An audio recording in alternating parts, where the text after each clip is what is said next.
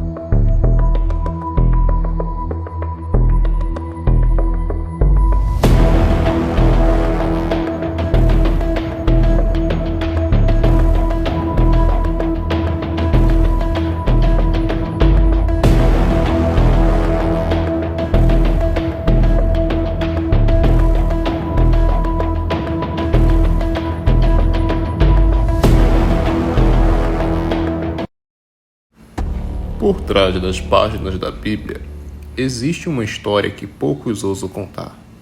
Uma narrativa que atravessa culturas, lendas e textos proibidos, e que talvez explique o maior mistério da antiguidade. Hoje, vamos abrir aquilo que por séculos tentaram esconder. Essa é a história proibida dos gigantes. Tudo começa num dos textos mais enigmáticos da Bíblia, quando os filhos de Deus tomaram para si filhas dos homens. Em breve, o trecho de Gênesis 6 descreve um evento que abalou o mundo antigo. Seres celestiais chamados Bené e Elohim cruzaram limites que não deveriam ser violados. Dessa união proibida surgiram seres chamados Nephilims, literalmente caídos, derrubados, nascidos na terra, gigantes com força, altura e violência descomunais.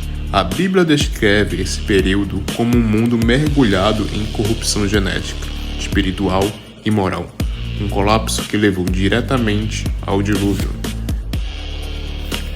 Se Gênesis fala pouco, o livro de Enoque fala tudo. Ele descreve um grupo de 200 vigilantes que desceram ao Monte Hermon, liderados por nomes como Semiasa e Azazel. Eles ensinaram os humanos artes proibidas, segredos espirituais e conhecimentos que corromperam a criação. Os gigantes nasceram dessa mistura, criaturas enormes, violentas, que devoravam tudo que encontravam. Quando a comida acabou, Enoque descreve que começaram a devorar os seres humanos. Após o dilúvio, seus espíritos tornaram-se aquilo que hoje muitos chamam de espíritos malignos que vagam pela terra, mais conhecidos como demônios. O dilúvio, segundo Enoque, não foi apenas um julgamento moral, mas uma limpeza genética e espiritual para um reset da humanidade. Mas aqui está um detalhe que poucos percebem. Mesmo depois do dilúvio, os gigantes continuaram aparecendo. A Bíblia menciona várias raças de gigantes pós-diluvianas. Enaquins, conhecidos pelo tamanho desproporcional. Refaíns, um povo inteiro de gigantes. Emins, chamados de terríveis pelos moabitas. E Zamzumins, gigantes guerreiros destruídos por tribos vizinhas. É como se a corrupção antiga tivesse encontrado uma forma de ressurgir.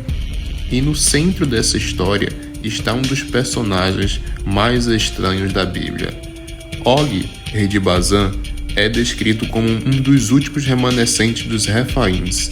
Sua cama ou sarcófago tinha mais de 4 metros de comprimento. Bazan, região onde ele governava, era conhecida no mundo antigo como a Terra dos Gigantes.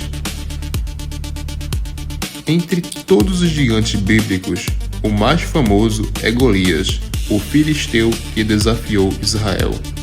Descrito com quase 3 metros de altura e equipado com armas tão pesadas que um homem comum mal conseguiria levantar. Golias não era um caso isolado. Ele tinha irmãos, também guerreiros gigantes, todos descendentes de uma linhagem antiga ligada aos Anaquins. A batalha entre Davi e Golias não foi apenas militar, foi um encontro entre uma linhagem humana e uma linhagem híbrida remanescente. Em todo o mundo antigo, existem estruturas tão colossais e tão perfeitas que até hoje desafiam explicações convencionais. Blocos de pedras gigantes, alguns com dezenas de toneladas, encaixados com precisão milimétrica. Muralhas ciclópicas, portas impossíveis, cidades inteiras construídas com pedras que nenhum exército humano da época conseguiria mover. Muitas dessas construções são atribuídas em tradições antigas aos gigantes. Os povos diziam, foram os antigos colossos que ergueram isso. E então chegamos a um ponto mais polêmico. Relatos de achados arqueológicos gigantescos surgem desde o século XIX. Esqueletos enormes, crânios desproporcionais, restos de seres muito maiores do que humanos modernos. Muitos desses achados foram enviados para museus ou instituições e simplesmente desapareceram. Jornais antigos descrevem descobertas que jamais foram exibidas ao público. Será que foram mal interpretadas? Foram guardadas? Ou descartadas para evitar admitir que algo mudaria a história humana? A conclusão é que a Bíblia, o livro de Enoque, tradições antigas e vestígios arqueológicos contam uma história em comum. Em algum momento, seres gigantes caminharam sobre essa terra. Seres que não eram totalmente humanos, seres que marcaram territórios, travaram batalhas e deixaram rastros que ainda ecoam hoje. E a grande pergunta permanece: se tanto foi escondido, o que mais ainda está enterrado sob o silêncio da história?